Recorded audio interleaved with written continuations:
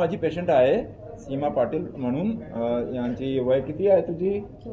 34 वर्षची वय आहे आणि यांना एक्सट्रीमली रेयर डिसीज थी. गांव से आई यहाँ पर, इनको सांस बहुत लगता था तो नमूनिया करके यहाँ पर एडमिट किया इनको KEM हॉस्पिटल में. वहाँ पर इनका शुरुआत में जांच हुआ, जांच में पता चला कि इनको एक एक्सट्रीमली रेयर बीमारी है एन्यूरिज्म, साइनस ऑफ वाल्सल्वा की एन्यूरिज्म की बीमारी है. तो वहाँ से फिर ये मेरा नाम सुन के इधर लीलावती अस्पताल में इनको यहाँ पर जांच के लिए बुलाया, यहाँ पर भर्ती किया. और जब हाई लेवल की जांचें करी, CT स्कैन किया, हार्ट का एंजियोग्राफी करी, तो उससे पता चला कि इनको एकदम 2 एन्यूरिज्म है हार्ट के अंदर के, कोरोनरी साइनस ऑफ वाल्सल्वा के. तो ये एन्यूरिज्म जो है बहुत रेयर होते हैं. दुनिया में ऐसे 18 केस ही खाली रिपोर्ट किए गए हैं और हिंदुस्तान में खाली 4 केस रिपोर्ट किए हैं. तो मुंबई में शायद ये पहला बार ऐसा केस होगा जो हमारी देखने में आया. तो इसकी सर्जरी बहुत कॉम्प्लिकेटेड थी. इसके अंदर 3 प्रोसीजर करना पड़े. एक तो हमको left coronary sinus of Valsalva aneurysm को रिपेयर करके क्लोज करना था, right coronary sinus of Valsalva के एन्यूरिज्म को हमको क्लोज करके रिपेयर करना था, और एओर्टिक वाल्व को रिप्लेसमेंट करना था. ऐसे 3 प्रोसीजर, 7 घंटे की सर्जरी चली. बहुत कॉम्प्लिकेटेड सर्जरी थी क्योंकि कभी भी ये सर्जरी के दौरान यदि coronary artery disease, coronary arteries को यदि कुछ भी डैमेज पहुंचता तो हार्ट अटैक आने के चांसेस रहते थे हार्ट के ऑपरेशन के दौरान, और हार्ट ब्लॉक होने के चांसेस रहते थे. एन्यूरिज्म फूट भी सकता था तो वो भी बहुत कॉम्प्लिकेटेड कंडीशन हो जाती. तो इसके लिए ये सर्जरी करने का एक्सपर्टीज़ चाहिए. जो सर्जन्स जिन्हें एओर्टिक रूट सर्जरी की एक्सपर्टीज़ है, महारत है, वही सर्जरी कर सकते हैं इसके ऊपर. तो मेरे 32 साल के अनुभव के अंदर ये मैंने 17 ऐसे रप्चर्ड एन्यूरिज्म 10 किए हैं, पर ये पहली बार ऐसा है कि डबल एन्यूरिज्म मैंने यहाँ पर इसकी सर्जरी करी, पहली बार सर्जरी करी. और स्पेशली यदि सर्जरी ना की जाए ऐसे केसेस के अंदर तो ये एन्यूरिज्म फट सकता है, जो लाइफ थ्रेटनिंग कॉम्प्लिकेशन होती है, या हार्ट फेलियर में जा सकता है.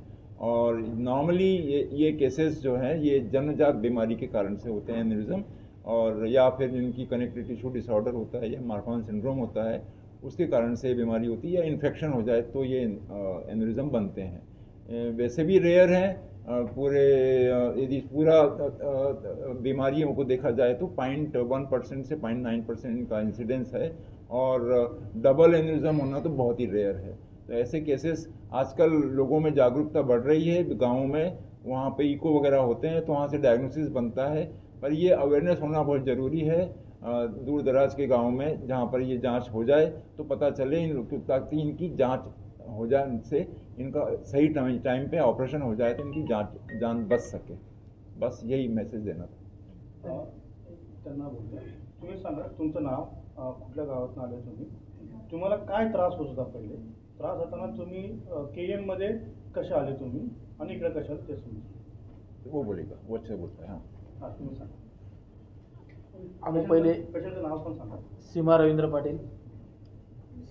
पाटील. आम्ही पहिले जळगावला गेलो. जळगावला गेल्यानंतर 5 दिवस खोकला चालला. तिला खोकलाच बंद होत नाही होता. तिथं खोकला बंद नाही होता. आम्ही इको केल्यानंतर त्यांनी सांगितले की श्वास नलिका तुटली व्हायची.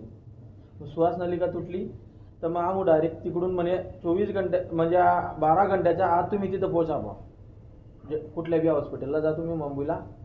मग आम्ही KEMला आलो. KEMला आल्यानंतर आमची बात कोणी घेतली नाही. मग आम्ही डायरेक्ट आमदार निवासला आलो. आमदार निवासून आमचं सुमिताताईचं पत्र घेऊन डॉक्टरांकडे आलो. डॉक्टरांनी आम्हाला चांगल्या प्रकारे 2 दिवसातच आमचं ऑपरेशनची तयारी केली.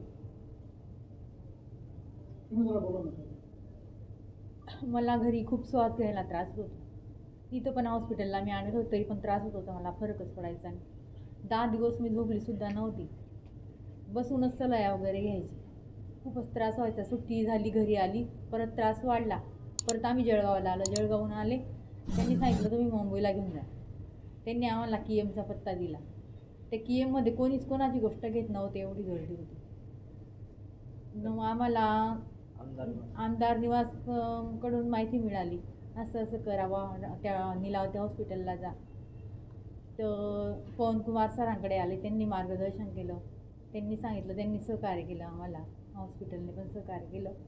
ऑपरेशन झालं माझं. सक्सेस झालं. होणार नव्हतं सक्सेस, पण सक्सेस झालं. मला आठवण आहे त्रास तुम्हाला, मला कधीपासून मला आठवण आहे तिला मायग्रेनची ट्रीटमेंट चालत होती. हां मायग्रेन तो मायग्रेन कशाबद्दल मानसिक ताण. डोकं कसं दुखतंय. दिस is because her valve was leaking, Leaking. Aortic valve was leaking, so blood pressure was too high. आणि कधीपासून होतं? कधीपासून होता मानसिक महिला ताण. हिला मानसिक ताण म्हणजे कमीत कमी 2012 पासून 13 पासून सुरुवात झालेली होती. 10 वर्ष थोडा जास्ती वाढला. 10 वर्षापासून मायग्रेन का ट्रीटमेंट चालत होता. मायग्रेन म्हणजे काय, मायग्रेन नव्हता. आम्ही टेस्टिंग केली ब्रेनचे, सगळं CT स्कॅन झाला. मायग्रेन का असा काहीच इन्फॉर्मेशन मिळाला नाही. तो मायग्रेन नव्हता. ये डोकं ना, because of the high blood pressure she use to have headache. So this migraine is also now cured. Because of the we repress the valve, so now blood pressure will not go up, so she will not have migraine also. So she was basically misdiagnosed as a migraine patient for last 10 years. तुम्ही कुठे job करत होता, काय करत होता? नाही, नाही, आम्ही शेती करतो. शेती करतो, आम्ही मजुरी करतो. आम्ही हो. सीमा रवींद्र पाटील, आमचं गाव आहे सांगवी, तालुका पारोळा, जिल्हा जळगाव. आमच्या गावाहून जळगाव 50 किलोमीटर, धुळं 50 किलोमीटर आहे. मधल्या सेंटरवर आम्ही खेड्या गावातले राहणार. Thank you.